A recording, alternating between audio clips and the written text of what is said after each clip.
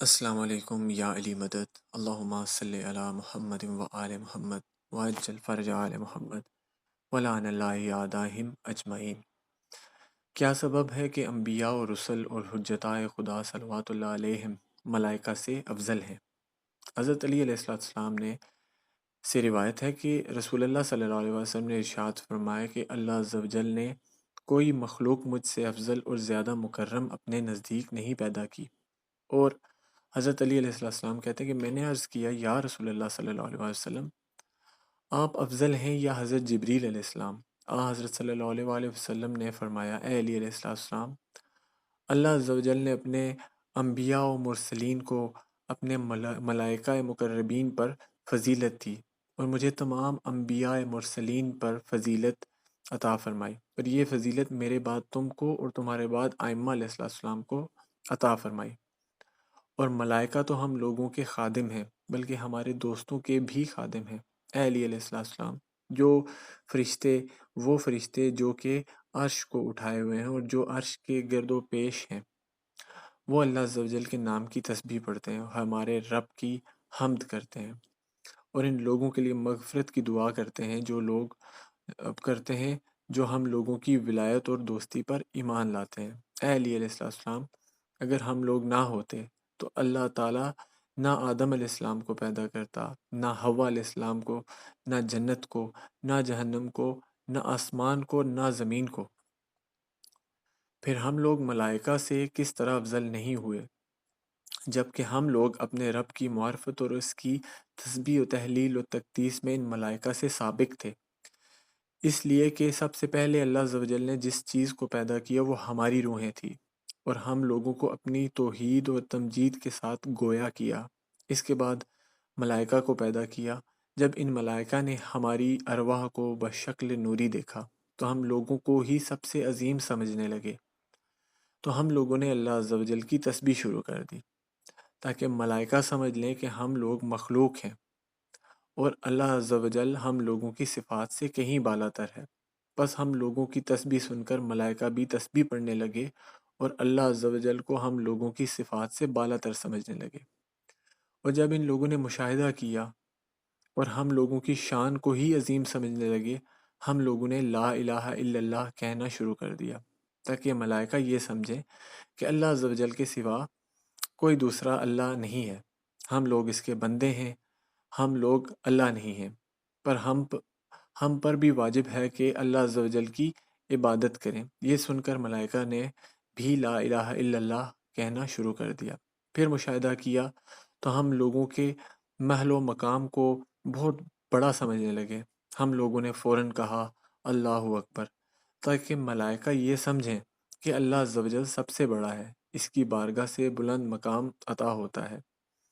پھر جب ملائکہ نے ہم لوگوں کی عزت اور قوت دیکھی جو اللہ عز و جل نے ہم لوگوں کو عطا فرمائی، تو ہم لوگوں نے فوراً کہا لا حول ولا قوت الا باللہ، تاکہ ملائکہ سمجھ لیں کہ ہم لوگوں کے پاس نہیں کوئی قوت اور نہیں کوئی طاقت مگر صرف اللہ عز و جل کی ہی دی ہوئی۔ پھر جو نعمتیں اللہ عز و جل نے ہم لوگوں کو دی ہیں اور جو فریضہ اور اطاعت ہم لوگوں پر واجب ہے، جب فرشتوں کی ان پر نظر پڑی تو ہم لوگوں نے فوراً کہا الحمدللہ، تاکہ فرشتے یہ سمجھ لیں کہ اللہ عز و جل کی عطا کردہ نعمتوں کا شکر ادا کرنے کا ہم لوگوں پر کس قدر حق ہے۔ یہ سن کر ملائکہ بھی کہنے لگے الحمدللہ۔ بس اس طرح ہم لوگوں نے کے ذریعے ملائکہ نے اللہ عز و جل کی توحید کی معرفت، اس کی تسبیح، اس کی تحلیل اور اس کی تمجید کی طرف ہدایت پائی۔ پھر اللہ عز و جل نے حضرت آدم علیہ السلام کو خلق کیا اور ہم لوگوں کو ان کے صلب میں وادیت کر دیا۔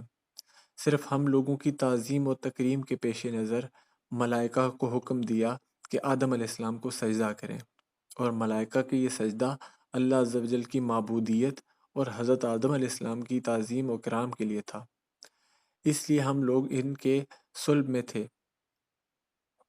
پھر کیسے ہم لوگ ملائکہ سے افضل نہ ہوں گے جبکہ سارے ملائکہ نے آدم علیہ السلام کو سجدہ کیا؟ اور جب مجھے آسمانوں کی طرف لے جایا گیا تو حضرت جبریل علیہ السلام نے وہاں اذان کہی۔ یہ فقرے ہر فقرے کو دو دو مرتبہ کر کے اور اقامت کہی۔ ہر فکرے کو دو دو مرتبہ کر کے پھر مجھ سے کہا، اے محمد صلی اللہ علیہ وسلم آگے بڑھیے۔ میں نے کہا، اے جبریل علیہ السلام، میں تمہارے ہوتے ہوئے آگے بڑھوں؟ انہوں نے کہا ہاں، اس لیے کہ اللہ تبارک و تعالیٰ نے اپنے انبیاء کو اپنے ملائکہ پر فضیلت دی، اور آپ صلی اللہ علیہ وسلم کا فضل و شرف تو خاص ہے۔ چنانچہ میں آگے بڑھا اور سب کو نماز پڑھائی، مگر میں اس پر فخر نہیں کرتا۔ اور جب میں نور کے حجابوں تک پہنچا تو حضرت جبریل علیہ السلام نے کہا، اے محمد صلی اللہ علیہ وسلم آپ آگے بڑھیں، اور انہوں نے میرا ساتھ چھوڑا۔ تو میں نے کہا، اے جبریل علیہ السلام تم نے ایسے مقام پر میرا ساتھ چھوڑ دیا؟ تو انہوں نے کہا، اے محمد صلی اللہ علیہ وسلم اللہ عز و جل نے جو حد میرے لیے مقرر کی ہے یہاں پر ختم ہوتی ہے، اگر میں اس حد سے تجاوز کی تو حدود الہی سے تجاوز کرنے پر میرے بالوں پر جل جائیں گے۔ پھر انہوں نے مجھے اس نور میں غوطہ دے دیا۔ اب میں وہاں پہنچ گیا جہاں اللہ عز و جل اپنے ملک کی بلندی پر مجھے پہنچانا چاہتا تھا۔ پھر مجھے ندا دی گئی تو میں نے عرض کیا، لبیک و صادق اے تبارک و تعالی۔ پھر ندا آئی، اے محمد صلی اللہ علیہ وسلم تو میرا بندہ ہے، میں تیرا رب ہوں، لہٰذا تم میری ہی عبادت کرنا اور مجھ پر ہی توکل کرنا، اور تو ہی تو میرے بندوں میں میرے نور اور میری مخلوقات کی طرف میرے رسول اور میری تمام مخلوق پر میری حجت ہو۔ تمہارے لیے اور تمہاری اتباع کرنے والوں کے لیے میں نے جنت خلق کی، جو تمہاری مخالفت کرے گا اس کے لیے جہنم خلق کی۔ تمہارے اوصیاء کے لیے میں نے اپنے کرم کو لازم قرار دیا، اور ان کے شیعوں کے لیے میں نے اپنی طرف سے ثواب دینا واجب کر لیا۔ میں نے عرض کیا، پروردگار میرے اوصیاء کون ہیں؟ تو آواز آئی، اے محمد صلی اللہ علیہ وسلم تمہارے اوصیاء کے نام تو ستون عرش پر لکھے ہوئے ہیں۔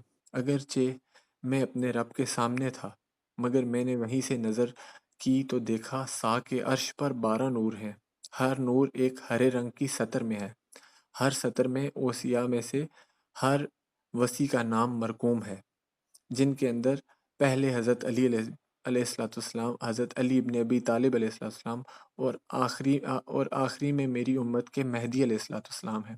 میں نے عرض کیا، پروردگار میرے بعد یہ تمام اوصیاء ہوں گے؟ تو آواز آئی، اے محمد صلی اللہ علیہ وسلم ہاں، اے محمد صلی اللہ علیہ وسلم تمہارے بعد یہی میرے اولیاء، میرے احبا، میرے اصفیاء، میری حجتیں ہیں میری مخلوق پر، اور یہی تمہارے بعد تمہارے اوصیاء اور تمہارے خلفاء ہیں، جو مخلوق میں تمہارے بعد سب سے بہتر ہیں۔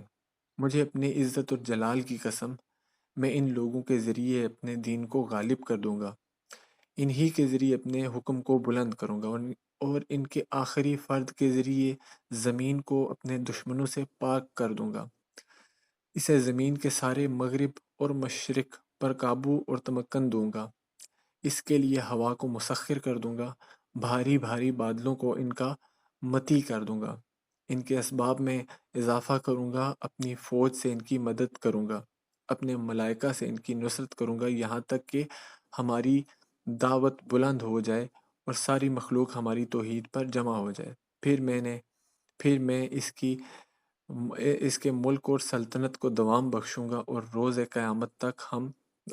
قیامت تک اس سلطنت کا سلسلہ اپنے اولیاء میں چلاؤں گا۔ اللہم صلی علی محمد وآل محمد وعجل فرج آل محمد ولعن اللہ اعدائہم اجمعین۔